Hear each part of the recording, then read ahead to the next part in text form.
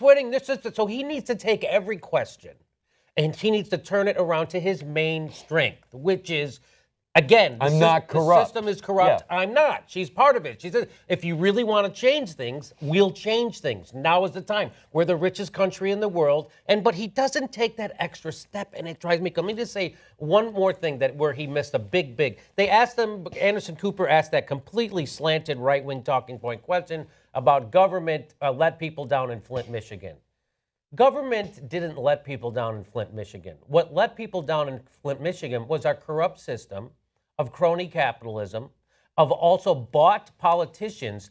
And when you elect people, meaning Republicans, who say the problem in America is government, and then you elect them, then they break government. Because let's remember, their water system was working perfectly for a long, long time until we elected a guy who said he was going to break government, and he did. So when you elect Republicans who don't believe in government, that's what you get. When you elect someone like me who knows that the government is the people, and the people can work together for the interest of the people and not a corporation or somebody who just gave me a big campaign finance so I switched the water to another private company. That's how he should have answered that. And of course, he was on the defensive. You go on the offensive about how we can make government better and take it away from the people who want to break government. And this is the result. You want to vote Republican? This is the result. They break it. And that was a big part that I think he missed. It's so upsetting.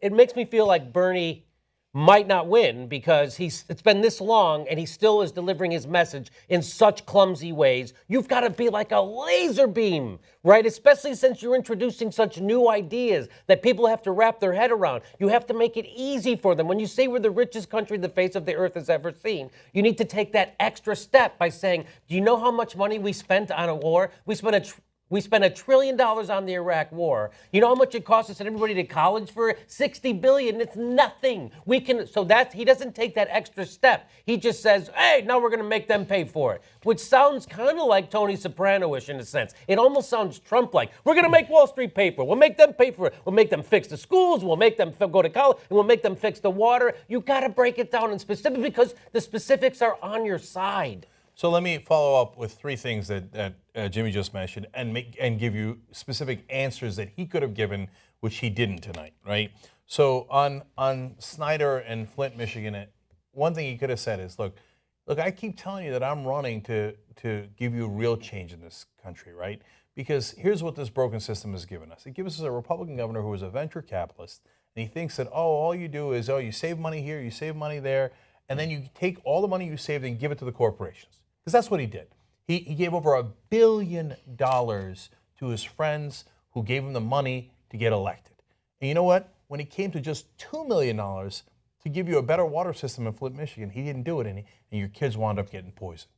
Well, you know what I'm going to do? I'm going to break the back of that system, okay? So I'm not going to let him get away with giving $1 billion to their buddies while your kids get poisoned. I'm not going to let him get away with that. Right. And the way you end that is you take the money out of politics so these guys can't fund their election with millionaires and billionaires who are then going to get that money returned to them. I'm going to end it. Okay, that's point one. Point two is, look, there was a point when they were talking about $1 trillion. How are you going to pay for your programs? It costs $1 trillion. Such an easy answer. Such an easy. So you say, one of the ways is, hey, you know what? We could have had $1 trillion for that infrastructure. We could have had $1 trillion for your kids' school. You're asking about your school. I want your kids to have that opportunity. They're wonderful kids who should have every opportunity that everybody else in this country gets. And we could have had that if we didn't waste $1 trillion on a war like Iraq.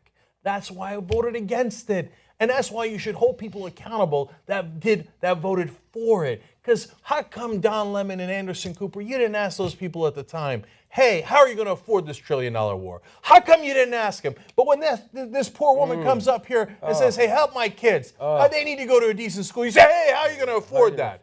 How come you put that on her, but you didn't put it on the people, the defense contractors in the industry who wanted to go to war and the people who voted for it, right? So this is what Jimmy's talking about. You got to prepare better so that you're ready to go. And then if you want to just talk about like a little politics here, you bring up the Trump wedding, right? They had a question about Trump in there. They both got zingers in attacking Trump. That's easy, but that's a draw, right? One way that you turn it into not a draw is, look, I'm not saying that Hillary Clinton shouldn't have been friendly enough with Donald Trump to go to his wedding. Her friends are her issue, not my issue. All I know is I didn't get an invite. You know why I didn't get an invite to Donald Trump's wedding? Because I've never done him a single political favor. He's got nothing to gain by inviting me to his wedding. I've never been his friend, and I'm never going to be his friend. Okay, now you see, that's an answer that wins you a debate. Now, Bernie had some of those in the beginning, not enough at the end. She's a very skilled debater. And in the end, I'm going to agree with you guys, 3-0. Hillary Clinton won the debate, right? Now, it's a shame because he came out so strong, you thought he had a good chance of winning it. The only reason we might be wrong is because we're, as I say all the time, we got to have the perspective of the viewer, not just ours. From our perspective, we know all these facts. We know all these lines. We talk about it every day on the Young Turks. So we see the missed opportunities. So as far as the debating tactics, etc., she won, right? As far as what does the average viewer take home, I don't know. Maybe they take that super PAC thing home because he said it so many times. And maybe it introduced a little bit of doubt in their heads. But she says, hey, President Obama over and over again. And maybe they think she's with President Obama. I like President Obama. I'm going to go with her. She looked calm. She looked confident. She looked winning. And for the last half of the debate, she had the audience on her side.